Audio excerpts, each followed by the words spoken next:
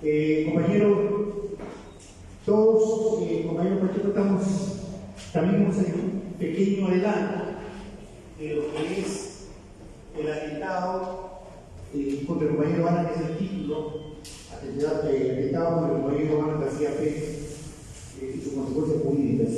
Hemos desarrollado unos temas sobre la persecución, sobre el primer gobierno, segundo gobierno, o sea, el antecedente, por qué todo ello, ¿no?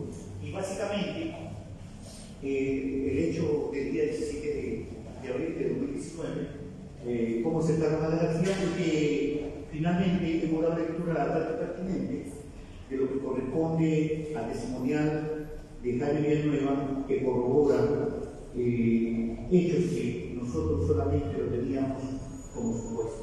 Y bueno, y esa es la parte ya literal que está en la testimonial que le hemos indicado. Ese es el avance que hemos hecho.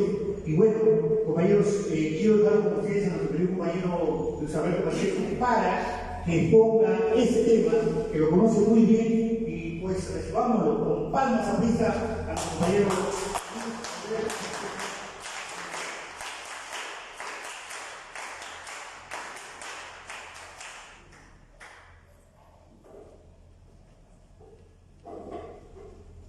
Compañero Pedro Palza, presidente del Tribunal Nacional Electoral del Partido Comunista Peruano y también director de la Escuela de Formación del Partido, compañero Víctor, compañero Carlos, compañeras y compañeros que se encuentran presentes en esta sala de libertad de la Casa del Pueblo, compañeras y compañeros que nos siguen a través de las redes sociales.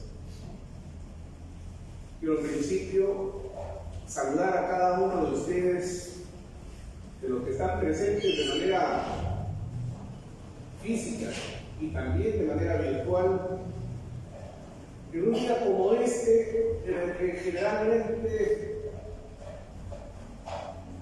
en una cultura como la que nosotros vivimos, que es una cultura de relativismos, donde lo que es importante pasa a formar parte de un segundo o tercer plano, y lo que normalmente era expresión de diversión, de relajo o simplemente de goce y placer, se convierte en lo más importante el día de hoy. Y ciertamente la fecha no es probablemente una que evoque simplemente la manifestación del hedonismo, sino la trascendencia para quienes somos cristianos, católicos, al recordar a San Valentín, y con él, de acuerdo a la cultura que estamos viviendo, celebrar el Día de la Amistad y del Amor, día en el cual muchas personas podrían tomar esta fecha para el divertimento, para los plácemes, para la diversión. Y sin embargo, aquí están los compañeros, físicamente, virtualmente, para dedicarle tiempo y atención a la formación que corresponde a toda Cristo. Eso desde ya es sumamente meritorio, porque resulta en tiempos como los que vivimos excepcional. Y por eso quiero saludarles a todos ustedes de manera combativa y revolucionaria, enarbolando el aprismo auroral y recordando las viejas palabras del mate: joven, prepárate para la acción y no para el placer. Gracias por estar esta noche en el Partido del Pueblo, no para escuchar a este compañero que es simplemente un labrador más dentro del partido, sino para dedicarle, reitero, atención a la formación que todo buen aprista debe tener. Me ha convocado el compañero Panta para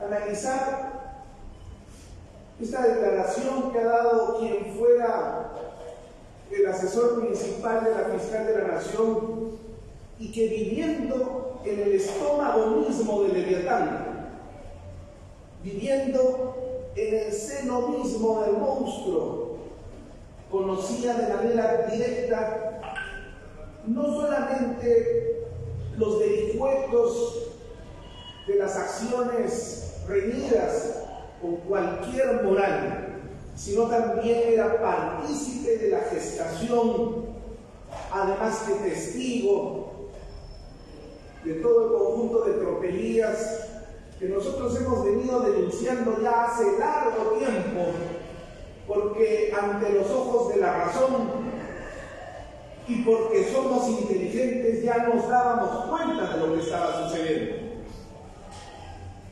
aun cuando no lo pudiésemos demostrar. Y esto me recuerda que en la década de los años 90, más o menos entre 1997 y 1998, fuimos nosotros los apristas quienes denunciábamos la corrupción que se había gestado dentro del gobierno dictatorial de Alberto Fujimori, cuyo personaje más notorio y expresión misma de la corruptela era el señor Vladimiro Montesinos. Y lo denunciábamos con fervor, lo denunciábamos con conocimiento de la lógica que nos permitía arribar a las conclusiones que en ese momento veníamos realizando. ¿Y cuál era la reacción mayoritaria? No solamente de la clase política, sino también incluso de un pueblo adormilado, que nosotros estábamos equivocados, que éramos apristas vengativos, que proveníamos más bien de la casta de los corruptos, que entre los años 85 al 90 nos habíamos dedicado con el primer gobierno del presidente García a levantarnos el Estado, y que por eso ahora veníamos en venganza contra el gran forjador de la historia como era Alberto Fujimori. Así nos respondían, así decían en contra nuestra. Los corruptos se disfrazaban de moralistas para atacarnos a nosotros que los denunciábamos. Y esos ataques eran no solamente ataques virulentos de palabras, sino también de acción, porque se trataba de persecuciones que se ejecutaban a través del Servicio de Inteligencia Nacional y particularmente a través de las fuerzas reaccionarias del Servicio de Inteligencia del Ejército. Quienes hemos padecido la persecución, podemos decirlo con todas sus letras y podemos contarlo, y gracias a Dios estamos vivos para poder dar testimonio de esa época.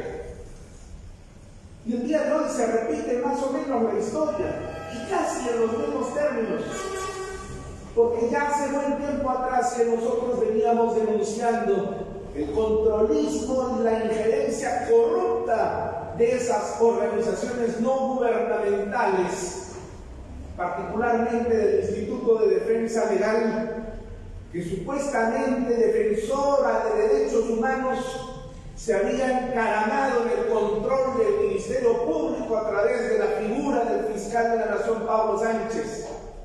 Lo hemos dicho más de una vez a través de los medios de comunicación y también en plazas y calles. ¿Y cómo ha reaccionado toda la cofradía de los medios de comunicación, de la prensa concentrada? ¿Cómo ha reaccionado la clase política frente a esas palabras de denuncia que nosotros hemos enarbolado? Nuevamente nos volvieron a atacar. Nuevamente dijeron estos apristas que son los verdaderos corruptos, son los que van atrás del periodismo de investigación, son los que van atrás de un personaje que está destapando los actos de corrupción. Pero en realidad esa es la palabra falsa de quien en verdad ha tenido mucho que ver en la deconstrucción del Estado de Derecho. Y prácticamente todo lo que nosotros veníamos revelando, y simple y llanamente por uso de la razón, porque nosotros no somos estúpidos, porque porque nosotros no tenemos el alma adormecida, porque nosotros nos hemos preparado y hemos estudiado y sabemos ver la realidad. Hemos podido enfrentarnos y decir cuáles son los actos que se han venido desarrollando en estos últimos tiempos para tener el control del Ministerio Público, que se ha convertido en la institución más poderosa del Estado en estos últimos tiempos, por el gran poder que le ha transmitido el Código Procesal Penal, para perseguir a los enemigos políticos del régimen que se encuentra gobernando el país hace más de 20 años tras bambalinas, y para generar impunidad a los corruptos que siguen lucrando del erario nacional. Nuevamente han dicho estos apristas falsos y mentirosos, nos han vilipendiado, nos injuriaron y nos calumniaron. ¿Y cómo hemos respondido nosotros? Nosotros hemos seguido respondiendo con la verdad, porque nosotros, dentro de la formación política que tenemos, sabemos perfectamente que el escenario del debate político es justamente escenarios de esta naturaleza en las calles y las plazas públicas. No como estos miserables dirigentes de la izquierda que se han agolpado en las organizaciones no gubernamentales, que el día de hoy, a propósito del control del sistema judicial, lo utilizan para trasladar la política a esos escenarios, en lo que se conoce con el nombre de la judicialización de la política. Entonces, cuando uno sale a denunciar, inmediatamente es víctima de la persecución judicial, porque uno está recibiendo denuncias por querellas, uno está recibiendo amenazas de que la policía nos va a intervenir en nuestra casa. ¡Que lo hagan! Porque no tenemos nada que ocultar. Porque, como decía el maestro Víctor Raúl, aquí estamos porque estamos limpios y seguiremos estando al lado del pueblo. Que entren a nuestras casas, no tenemos temor. Que hagan un seguimiento satelital de nuestros teléfonos celulares, no nos asustamos. Que nos incauten el teléfono celular para ver con quién conversamos, no tenemos miedo, en absoluto. Pero ellos nos llevan a esos escenarios judiciales demostrando incapacidad y pobreza de ideas para debatir políticamente. Más de una vez he retado a varios de esos capitostes a discutir políticamente ideas, doctrina y propuestas de acción.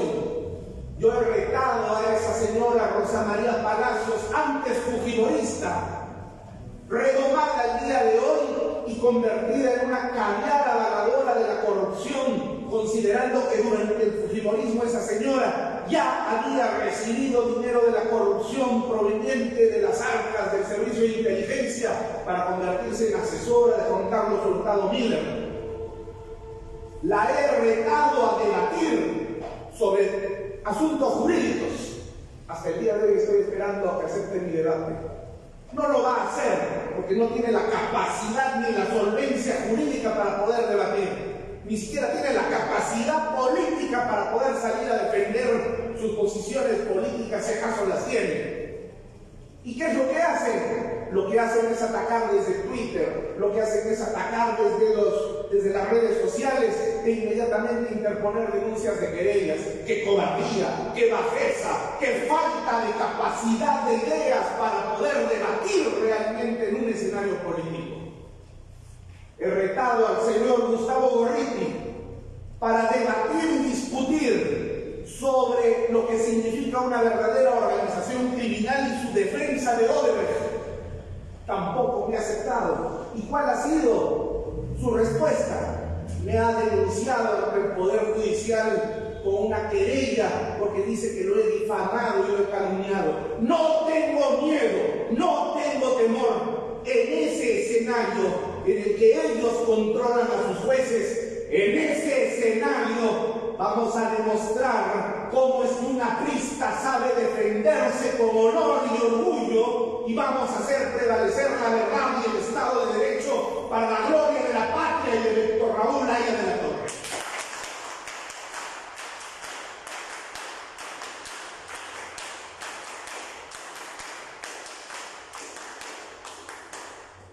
Cobardes, personajes que no tienen ni el valor ni la valentía para enfrentarnos. Por eso es que es muy importante para ellos controlar el Ministerio Público y el Poder Judicial. Hace 2 semanas atrás, en un juicio que se sigue contra un dirigente social de un grupo que no es aprista, y probablemente no coincidimos en puntos de vista políticos, pero que sin embargo tiene el coraje para poder enfrentar a esa mafia corrupta del líder, también llevado al Poder Judicial por difamación y calumnia, cuando estaba en plena diligencia de una de las varias que se estaban llevando a cabo en una audiencia, el abogado de esa ONG soltó una grosería, que es el lenguaje que los caracteriza, porque ellos no tienen más lenguaje que el del agravio, del vilipendio y del insulto. La jueza le llamó la atención, y eso quedó grabado y registrado porque ahora todas las audiencias se graban.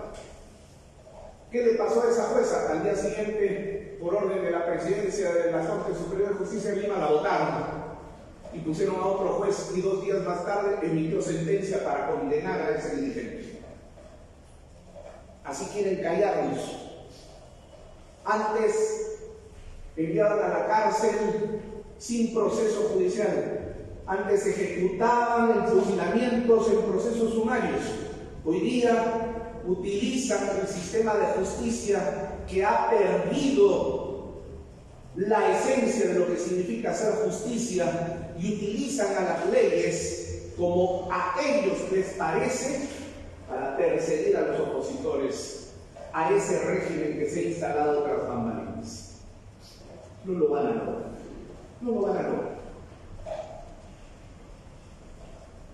En estos días en los que la crisis del sistema de administración de justicia, y con ella se ha agravado la crisis del Estado, yo he sostenido ya hace buen tiempo atrás que nosotros ya no estamos viviendo en un Estado de Derecho, estamos viviendo en un Estado fallido.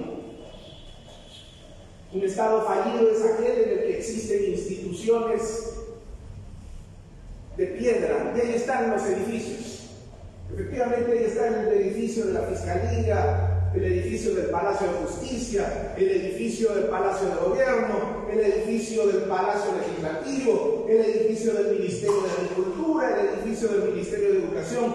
Existen todos los edificios de las instituciones, pero lo que no existe es institucionalidad. El requisito indispensable para que pueda existir Estado de Derecho es la institucionalidad. ¿Y qué cosa significa institucionalidad? Significa que las instituciones, que son las columnas vertebrales sobre las que se construye el Estado de Derecho, trabajan de consumo, es decir, trabajan de manera mancomunada para perseguir objetivos nacionales que hayan sido propuestos para beneficio del Perú y de sus ciudadanos. Pero ustedes saben perfectamente que nosotros los peruanos, como Estado, como sociedad, no tenemos objetivos nacionales. Más de una vez he preguntado y he retado, inclusive en algunas ocasiones en las que tuve un programa de televisión hace varios años atrás. Le pregunté a la entonces ministra de Justicia, a la señora Ana Teresa Revilla, hoy día involucrada en una investigación juntamente con el ex dictador Martín Vizcarra. Señora ministra, díganos cuáles son los objetivos nacionales que persigue el Perú a mediano y largo plazo. Y me tuvo que reconocer que en el Estado peruano no existen objetivos nacionales, porque no hay objetivos nacionales.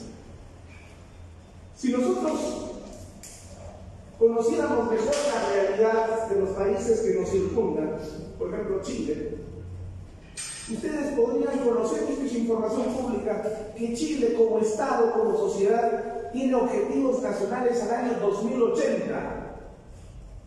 Esos objetivos nacionales fueron elaborados y preparados durante el régimen de la dictadura del señor Pinochet. Y muchos de esos objetivos ya se han logrado y se han conquistado, y existen otros que todavía están por conquistarse. Evidentemente, con el paso de los años, esos objetivos tienen que reajustarse. Pero lo importante es que la sociedad chilena, como sociedad y como Estado, tiene objetivos. Ya no les digo los objetivos de China para los próximos 1000 años, los objetivos de los Estados Unidos de Norteamérica para los próximos 300 años. Tienen sus objetivos. Y cuando yo le pregunté a la ministra de Justicia cuáles son los objetivos del Perú como sociedad, tuvo que reconocer que el Perú no tiene ningún objetivo. En consecuencia, como país, ¿qué cosa es lo que perseguimos? En consecuencia, la pregunta es, las instituciones que conforman los poderes del Estado ejecutivo, legislativo, judicial y los organismos constitucionales autónomos, ¿qué objetivos persiguen hacia adelante? Ninguno. Cada institución es copada o tomada por una persona, y esa persona es la que le da contenido a la institución mientras esa persona exista. Voy a poner un ejemplo. En estos últimos años, el Ministerio de Justicia ha tenido ministros que han durado como máximo 9 meses. Cuando entra el nuevo ministro de Justicia y juramenta, después de la juramentación en el Salón Dorado del Palacio de Gobierno, se va corriendo hasta el local del Ministerio de Justicia que está en Miraflores, en la calle Escipión Llona, y va a conocer a los 2 viceministros que se van a presentar para poner su cargo a disposición y al personal que lo va a recibir. El nuevo ministro no conoce ni a los viceministros ni al personal que trabaja en el Ministerio de Educación. Así que entonces, este nuevo ministro, si tiene algún conocimiento de gestión pública, cosa que en estos últimos años hemos verificado que ni siquiera eso tienen nuestros dirigentes nacionales, si tiene conocimiento de gestión pública, lo primero que hace es pedir que el área administrativa le informe cómo va la ejecución presupuestal. Es lo primero que se pide cuando uno asume un cargo público, cómo va la ejecución presupuestal y cuál es la proyección hasta diciembre del año. Pero mientras está pidiendo eso, ya le han pedido que designe a 2 personas en el cambio de los viceministros o que se mantenga uno de ellos. Cambia a los 2 viceministros y estos 2 viceministros a su vez cambiarán a los directores generales que responden a esos viceministerios. Lógicamente serán los amigos, lógicamente serán los compadres que llegarán a ocupar esos cargos, que tampoco conocen la gestión pública.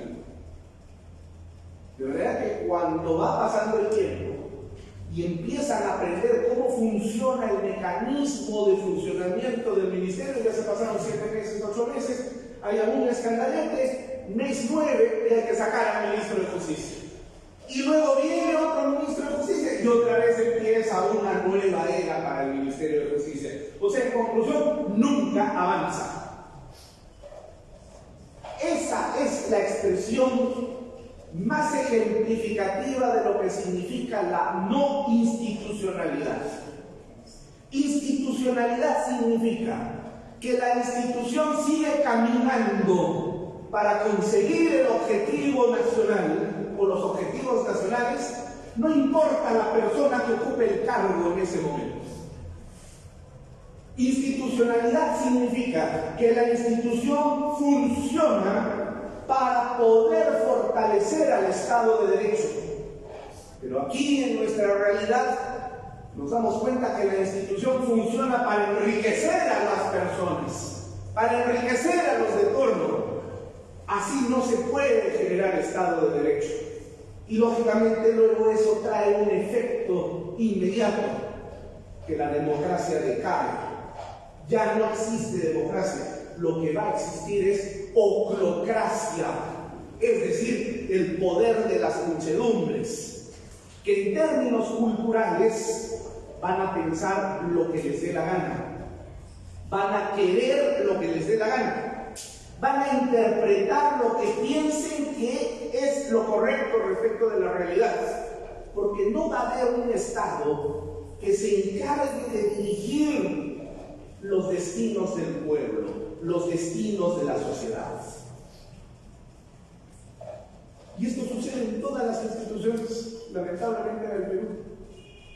Por eso entonces reitero, y lo vengo sosteniendo hace algún tiempo atrás, en el Perú ya no existe Estado de Derecho, estamos viviendo un Estado fallido. Y en un Estado fallido es posible que sucedan las cosas que hemos venido observando con bastante asco y por supuesto indignación. El señor Jaime Villanueva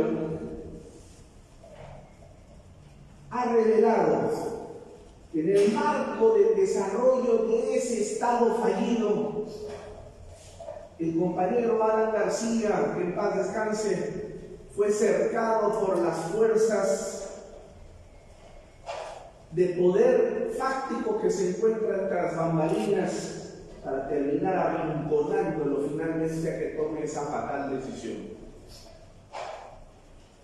Cuando este hecho sucedió el año 2019, nosotros dijimos inmediatamente que este no había sido simplemente un desenlace fatal de una persona que se encontrase en un estado de depresión, como se había querido minimizar la situación, sino dijimos que todo esto había sido consecuencia de una trama urdida, pensada y meditada, justamente por quienes tienen el control del poder en el país, no solamente del Ejecutivo y el Legislativo, sino ahora también del sistema judicial.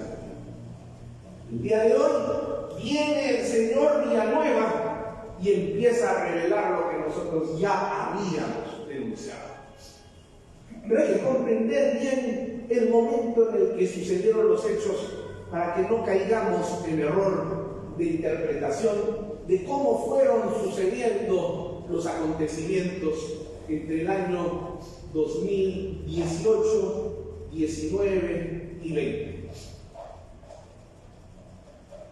Lo primero que tenemos que recordar es que el señor Martín Vizcarra, que había asumido la presidencia de la República como consecuencia de la renuncia del presidente electo Pedro Pablo Kuczynski y su primera vicepresidenta, la señora Mercedes Arauz, Martín Vizcarra asumía constitucionalmente, es cierto, la presidencia de la República, pero él fue desde el primer momento el proyecto del caviarismo y de la progresía que políticamente tenían objetivos para implantarlos en el Perú por un lado, y por otro lado se convirtió también en el proyecto de la gran corrupción que encabezó y sigue encabezando todavía esa empresa multinacional Odebrecht, que dicho sea de paso, contrataba con varias empresas en el Perú a lo que se ha conocido con el nombre de el Club de la Construcción. Una de esas empresas era la empresa del señor Martín Vizcarra, socio de Odebrecht.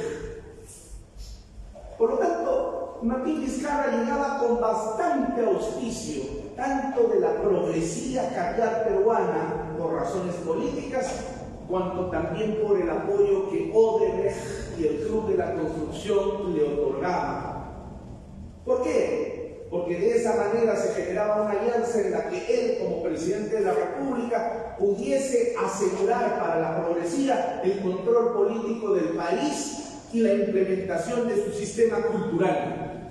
Y por otro lado, podía garantizar también a los corruptos corruptos de la empresa Odebrecht y sus socios, como los señores Graña y Miro Quesada, dueños de GIM, que quedaran en la más absoluta impunidad.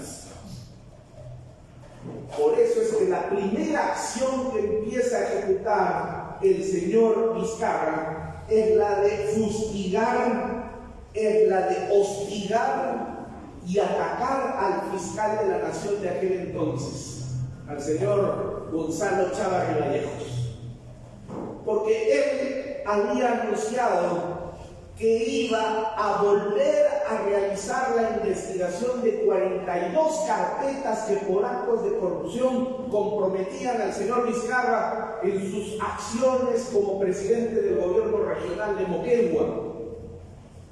¿Y saben ustedes quién fue el fiscal que en Moquegua archivó esos expedientes? El fiscal moqueguano José Domingo Pérez Gómez, que luego fue traído aquí a la ciudad de Lima.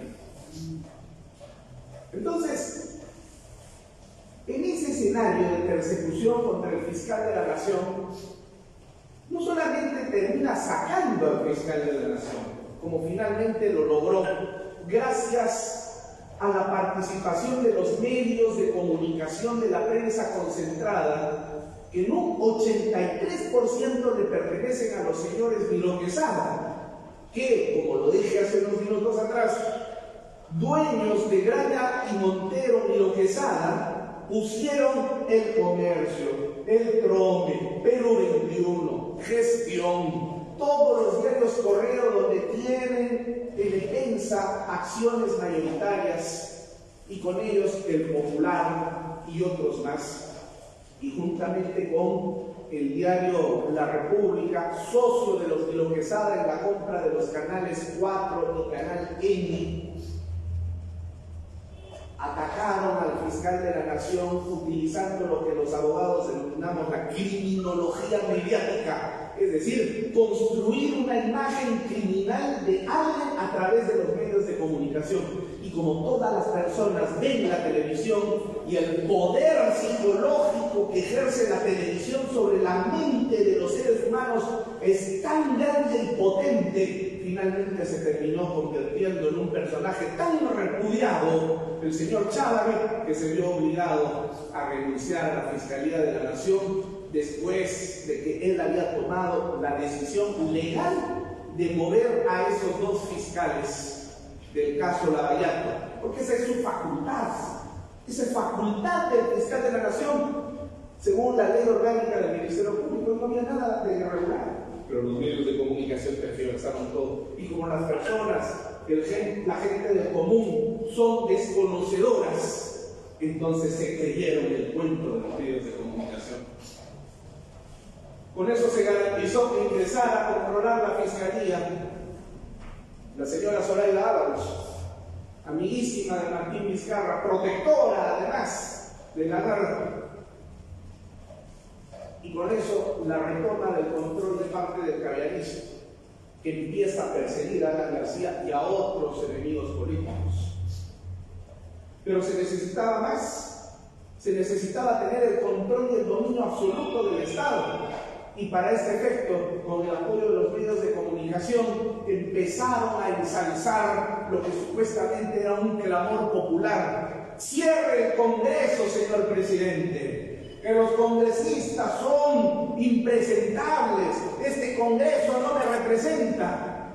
Hasta que finalmente llegó la situación en la cual efectivamente, el 30 de septiembre del año 2019, en una demostración moderna y contemporánea de golpe de Estado, el señor Martín Vizcarra, con el apoyo de su esbirro, el actor de cine, el señor Salvador del Solar, se presenta para realizar una actuación más en el Congreso de la República, aupado por la izquierda caviar, gracias a la apertura que le dio ese personaje que se ha cambiado de camiseta a lo largo de estos 20 años, por lo menos 40 veces, el señor Gino Costa, conocido traficante de la política y además vinculado a actos de corrupción, al igual que su esposa, como dirigente o presidenta de Concitec. Congreso de la República con un concepto inexistente en el derecho constitucional, la denegatoria fáctica. Y con eso se construyó un régimen dictatorial. Lograron tener el control político. Ya tenían el control político y el control judicial, pero sabían perfectamente, como lo supo Fujimori en 1992 cuando dio el golpe de Estado. Vladimiro Montesinos era inteligente. ¿Quién será el dirigente político que se enfrentará a nuestro proyecto de los próximos 30 años? Ese es Alan García. Por eso había que perseguirlo. Y ya sabemos, porque esto se reveló años más tarde, que la orden era detener a Alan García y ejecutarlo en ese mismo momento, matarlo. Y gracias a Dios, él pudo salir no solamente de su casa, sino se dirigió a la Embajada de Colombia, donde recibió asilo político para seguir la línea tradicional que nos une y nos vincula a los apristas con la República de Colombia. Así salvó su vida Alan García en 1992. Y en esta ocasión se preguntaron nuevamente, ¿quién será el hombre y su organización política que nos enfrentará y que nos representará una piedra grande en el zapato? Alan García. Muy bien, entonces hay que hacer lo necesario para que esta vez no se escape. Utilizaron los medios de comunicación para empezar a hacer con Alan García lo que hicieron con Chávarri. Empezar a generar nuevamente una imagen en la criminología mediática auspiciada por el señor Rafael Vela, que le entregó, conforme ha señalado el señor Jaime Villanueva, la copia del recibo de pago que le hizo la Cámara de Comercio de Brasil al compañero Alan García, presidente, por $100,000 después de haber dado una conferencia, que dicho sea de paso, era un pago de los varios que recibía a lo largo de las conferencias que él solía dar, y que eran conceptos por los cuales él pagaba impuestos inclusive. Y no había nada irregular, no había nada turbio, porque Alan García, después de haber reconocido los errores y los fracasos del primer gobierno, había tenido claramente determinada la idea que su existencia en este mundo, después del segundo gobierno, tenía que ser pasada a la historia como un gran gobernante. Y eso fue precisamente lo que sucedió entre el 2006 y el 2011. ¿No es cierto acaso que durante el gobierno aprista el Perú creció hasta alcanzar más de 8 puntos en crecimiento internacional y generar una reducción de la pobreza a un 23% y 99% de alfabetización? Esa no es una falsedad, ese no es un dato maquillado, es un dato reconocido por los organismos internacionales.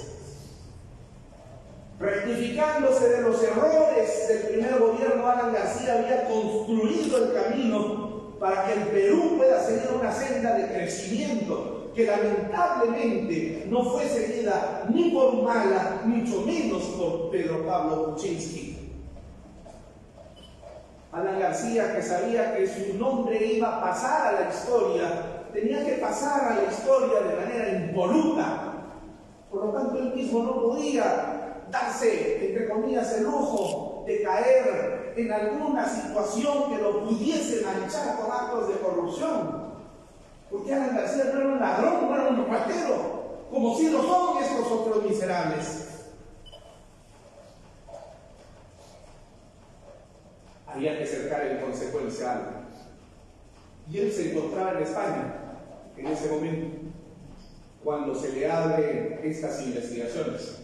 Alan García ya había pasado muchas investigaciones. ¿Recuerdan ustedes?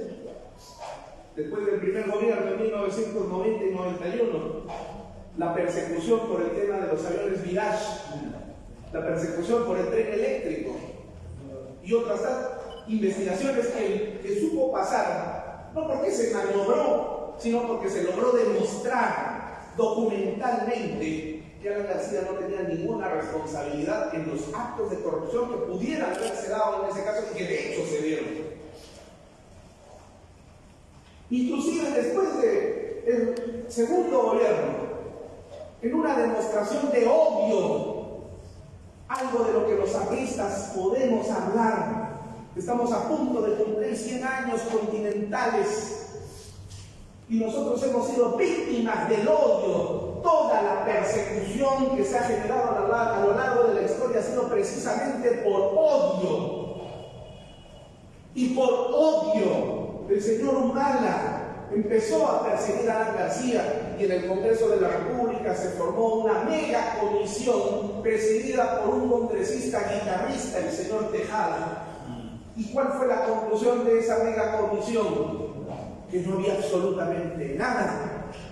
Una comisión integrada por humanistas tuvieron que reconocer que efectivamente no había nada de lo que se imputaba a Alan García. Así que entonces el presidente no enfrentaba por primera vez, porque ya había tenido esta experiencia de ser perseguido a través de comisiones de investigación.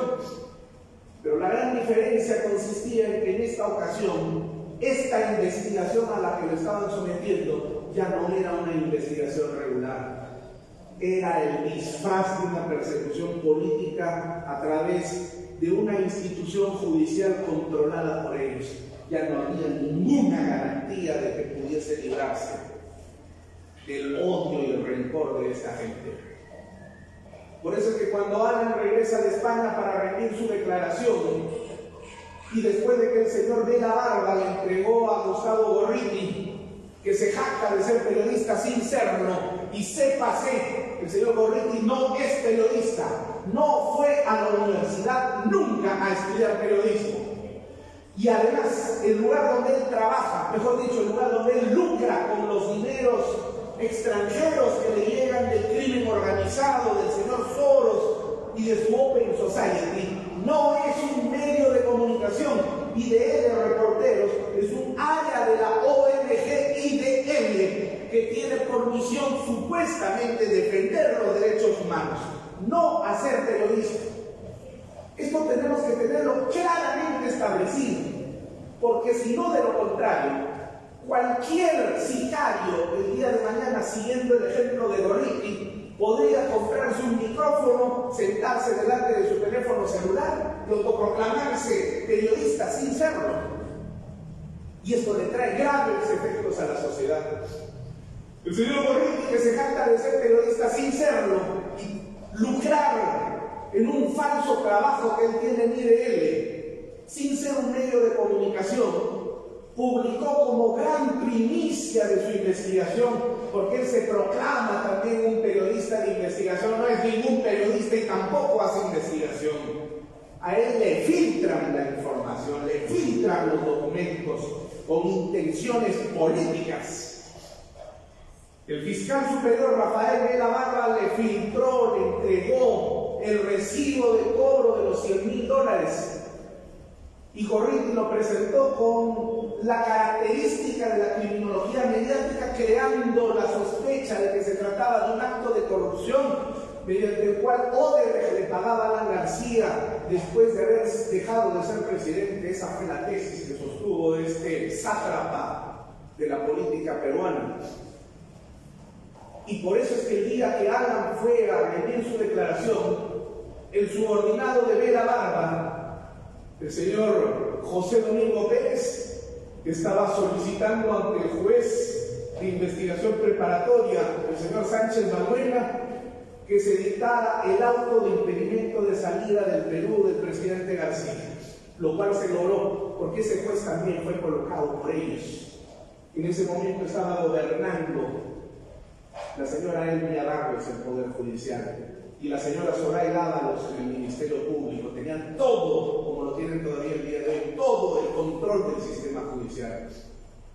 Empezaron a acercar al compañero presidente.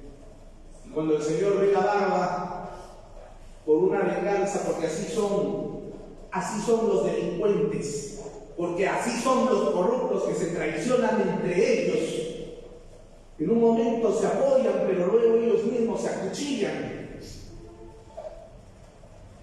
Martín Vizcarra se enteró que Rafael Vela tenía en su poder una declaración testimonial de un exministro que trabajó con Martín Vizcarra y donde daba cuenta de actos de corrupción y de haber recibido miles de millones de soles. Rafael Vela tenía ese documento. Rafael Vela pensó y dijo: puedo tener al presidente chantajeado. Fíjense esa idea. ¿Y cómo llegó al presidente? A través de su amiguísima Zoraida Ábalos. Por eso que se presentó ante Zoraida Ábalos y le dijo: doctora, aquí tengo este documento. Fíjese usted, la intención de Vela era que Zoraida Ábalos le contara a Martín Vizcarra para que no lo toquen. Porque Vela lo que quería era inamovilidad y además que se saque una ley en el Congreso de la República por impulso de Martín Vizcarra para que Vela se convierta en fiscal supremo de manera directa y luego convertirse en fiscal de la nación. Ese era su plan mezquino, su plan egotista y egoísta. Entonces Zoraida Ábalos le dijo: no haga usted nada. La fiscal de la nación, que debe investigar los indicios de delito, le dijo a un fiscal subordinado ante indicios de corrupción: no haga nada. Esa señora debe pagar en la cárcel y lo hará cuando se retome nuevamente la justicia en el país. Zoraida Ábalos se fue corriendo con Martín Vizcarra y Martín Vizcarra urdió un plan y dijo: este fiscal es peligroso, tenemos que sacarlo de ahí porque me puede perjudicar. Y coordinó con un periodista de la República, ese diario traidor a la patria que había sacado en un titular la existencia del túnel, cuando el MRTA, esa organización terrorista, tenía secuestrados no solamente a los personajes que estaban dentro de la casa del embajador Moïse Aoki, sino que tenía secuestrado a todo el Perú desde el 17 de diciembre del año 1996 hasta el 23 de abril de 1997. Mientras el Estado peruano se preocupaba por retomar la casa y acabar con el terrorismo, la República les estaba dando el dato. Eso es traición a la patria. Y nuevamente, fiel a ese comportamiento, Vizcarra coordina con un periodista de la República, un bachiller en periodismo, el señor Romero, César Romero, un indigno del periodismo. ¿Para qué? Para sacar la nota según la cual Vela Barba también era miembro de los Cuellos Blancos, porque había asistido a la fiesta del señor Orlando Velázquez, presidente del Consejo Nacional de la Magistratura, que estaba comprometido con los Cuellos Blancos. Porque aquí la prensa ha construido la idea según la cual alguien es cuello blanco solamente porque tiene una foto con alguien. Y esa era la idea, impulsar mediáticamente la imagen de Vela Barba como un fiscal corrupto, que lo es, pero en este caso Vizcarra lo quería presentar así para evitar que Vela Barba sacara lo que él tenía en su poder. Cuando se entera Vela Barba de este hecho, entonces habla con Jaime Villanueva y le dice: necesito el apoyo de la prensa para evitar que me vaya a sacar Vizcarra este hecho. Y Jaime Villanueva cuenta que le dijo: hablar con Gustavo Gorriti, él te va a ayudar. Y efectivamente fue a hablar con Gustavo Gorriti, y luego de esa conversación, Vela le cuenta a Jaime Villanueva y le dice textualmente: Jaimito, ya hablé con Gustavo, le he cobrado lo de Alan García, me va a dar el apoyo. Ese cobro de lo de Alan García consistía precisamente en decirle a Gorriti: yo te entregué la copia del recibo de los $100.000 de pago de la Cámara de Comercio de Brasil, ahora necesito que tú seas recíproco conmigo. Vizcarra me quiere sacar de la fiscalía, apóyame. Tú que eres el jefe de toda esa jauría de periodistas que tienen repartidos en el Comercio, en la República, en el Trome, en Perú 21, en Ojo, en radioprogramas del Perú, en el Canal 4, la señora Magda Huertas, etc. Necesito que tú salgas adelante para que tú me apoyes y ellos te van a seguir. Y efectivamente eso sucedió así. Gorriti empezó a apoyarlo cada vez más a De la Barba. Así se cobró esa filtración de ese documento con el cual estaban construyendo la imagen de corrupto del presidente García. Y entonces con ello De la Barba se mantuvo en el cargo y mientras tanto siguieron cercándolo. La DIVIAC empezó a realizar escuchas telefónicas por orden judicial y a pedido de José Domingo Pérez, que era el que estaba actuando de manera más directa contra Alan García por indicación de Gustavo Gorriti, que es el que finalmente tenía el control de la investigación, según lo ha referido el señor Jaime Villanueva. Y no puedo dejar de creerle, porque la lógica, la razón, así nos lo señalan, a través de otros hechos que parecía que no guardaban relación, pero que ahora ya empiezan a darle figura a un rompecabezas que poco a poco se está construyendo y donde ya estamos viendo el paisaje casi final. La DIVIAC empieza con Colchado a escuchar las conversaciones de Alan García. Con seguridad, en varias de esas conversaciones deben haber tenido conocimiento de lo que Alan ya le había manifestado al compañero secretario del compañero Alan, del compañero Pineda, a Mauricio Mulder. Yo no voy a permitir que hagan escarnio y show como lo están haciendo con estos otros políticos indignos. Se estaba refiriendo a Keiko Fujimori y a los demás que sin tener dignidad permitían que se hagan shows con la presentación del chaleco de detenido y las manos enmarrocadas. Alan García no tenía esa disposición para permitirse indignamente generarle un circo a estos miserables. Y Alan ya había manifestado antes: me meto un tiro en la cabeza. De hecho, cuando el cerco ya estaba cada vez más cerrado, Alan García toma la decisión de pedir asilo político a la Embajada del Uruguay y se quedó varios días. Y se había ido a la Embajada del Uruguay porque el presidente le había asegurado que le iba a dar el asilo político. Y desgraciadamente los nexos de la progresía internacional que tienen el control inclusive de la Corte Interamericana de Derechos Humanos, la OEA, presionaron sobre el Uruguay y finalmente el presidente del Uruguay tuvo que recular y le negó el asilo político al compañero Alan. El día que Alan estaba saliendo de la residencia de la Embajada del Uruguay, que está en San Isidro, estaba guardando sus cosas en la maleta que él había llevado y en ese momento estaba el compañero Mauricio Mulder. Y él mismo lo ha contado.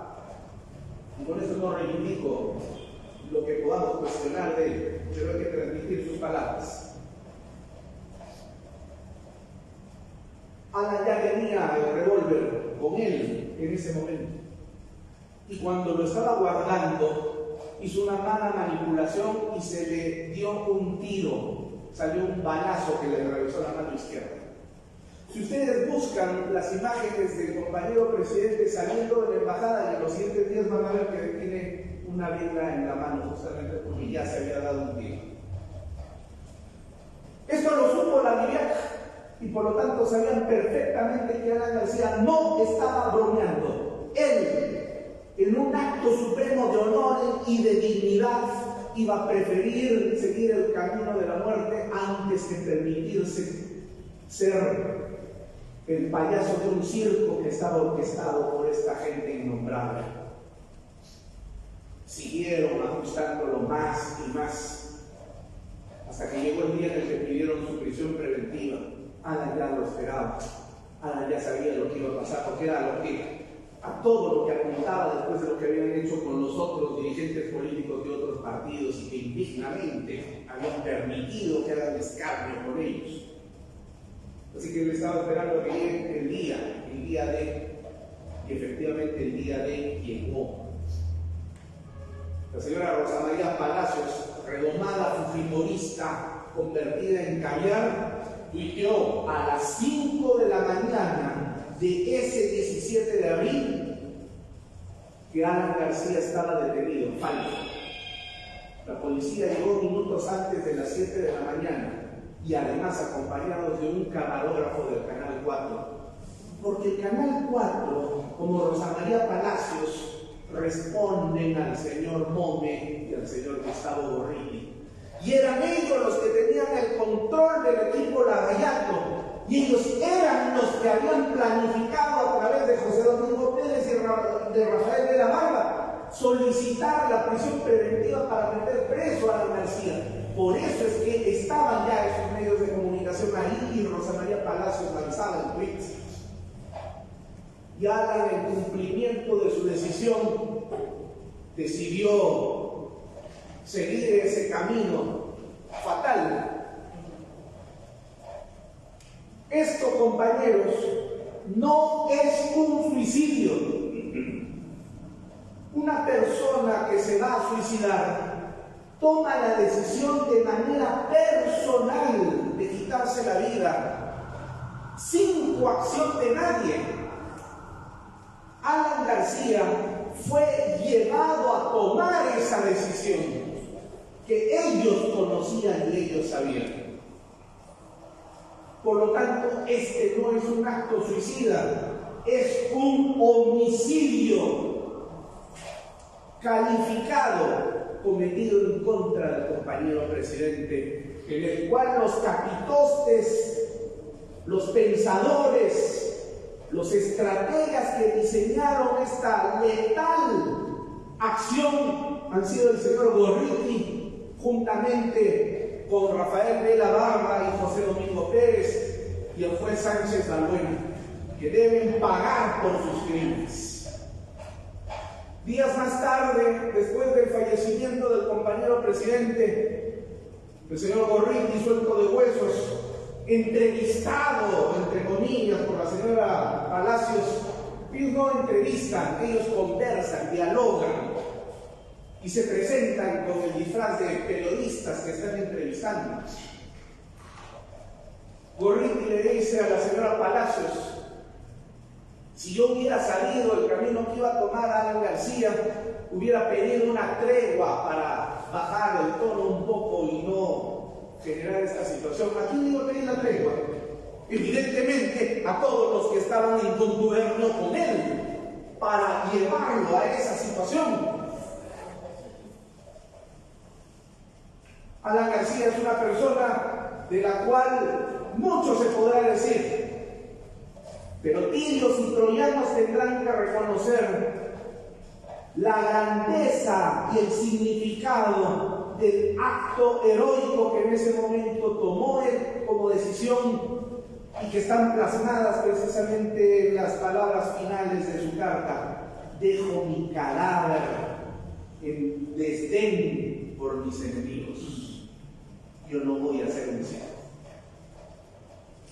Aún está por escribirse la biografía del compañero presidente, pero que sepan estos criminales y delincuentes que aquí hay un partido organizado que va a esperar con paciencia que la justicia tome cartas en el asunto, pero no vamos a esperar sentados, sino de manera activa, porque nosotros mismos vamos a ser los gestores de la reconstrucción del Estado de Derecho en el Perú. Pero eso sí anunciamos, y esto no es amenaza, porque nosotros estamos librados de odio, porque nosotros no tenemos alma vengativa, pero sí sabemos distinguir lo que es impunidad de justicia. Y si el sistema de administración de justicia deja impune a estos asesinos, la justicia aprista sabe lo que tendrá que hacer en su momento determinado. ¡Viva el compañero García! ¡Viva! ¡Viva la Torre! ¡Viva! ¡Viva el Partido del Pueblo! ¡Viva! ¡Viva el Perú! ¡Viva!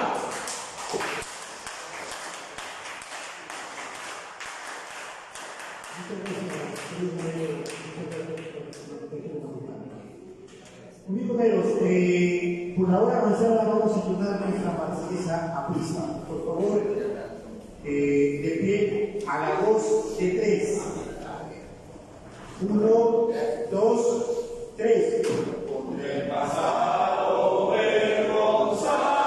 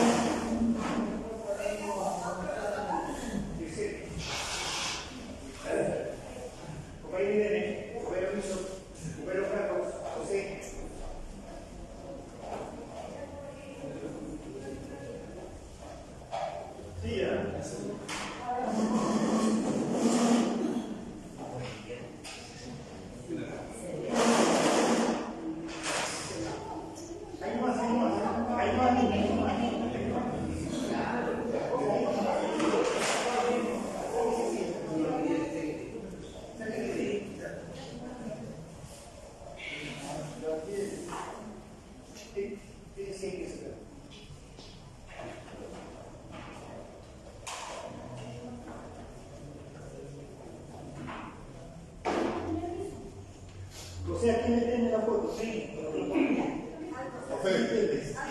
Como no me permitiste, si me permitiste.